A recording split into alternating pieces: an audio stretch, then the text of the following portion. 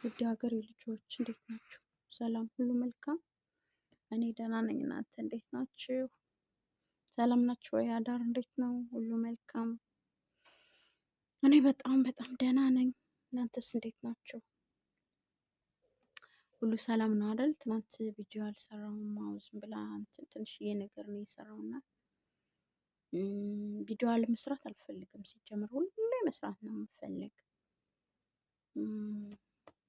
የምንሰራውን ስራ በየቀኑ ስራዬ ብለን እንደምንሰራው ወይንም ስራዬ ብዬ መስራት ነው የምፈልግ ማለት ነው። እና ትናንትና እንዴት እንደሆነ ጊዜ አይጠፋም እኮ 10 ደቂቃ ምናምን አይጠፋም ወይ? ሰርቻለሁ መሰለኝ ትናንት የሰራው ይመስለኛል። እና ደህና ናችሁ ወይ? እንዴት ነው? ሁሉ መልካም? አዎ ልቅሶ በልቅሶ ነገሩ አዎ ልቅሶ በልቅሶ ሆኗል ሚዲያው በሙሉ። ነገሩ እኮ ማስለቀስ እኮ ያስለቅሳል ማለት የሆነ ነገር ይነካካል። እኔ ሲጀመር አላዳመጥኩትም ሙሉ በሙሉ ካዳመጥኩት፣ ምክንያቱም ዘፈን ካዳመጥኩ ይይዛለሁ እና ቶሎ ደግሞ አይወጣልኝም። ያ ዘፈን ያዳመጥኩት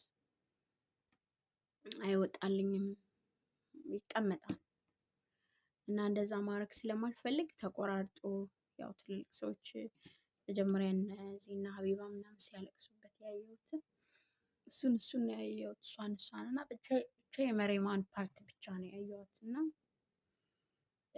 አገር የተጠቀሰባት ሌላ አንደኛውንም የትኛውንም ዘፈን አልሰማሁትም። እና ይሄ ባለጸጋ ሰው ቴዲ ሲጀመር የሚገርም ሰው ነው እውነት። ማናችን የምንንቀው ሰው ምናምን አይደለም። የሆነ ጥላቻ ያለብን ካልሆነ ማለት ከዚህ በፊት የነበረውንም መንግስት ይሄንም ቢሆን ማለት እንትኑ ደስ ይላል፣ የሚያወራበት አነጋገሩ ደስ ይላል። የቴዲ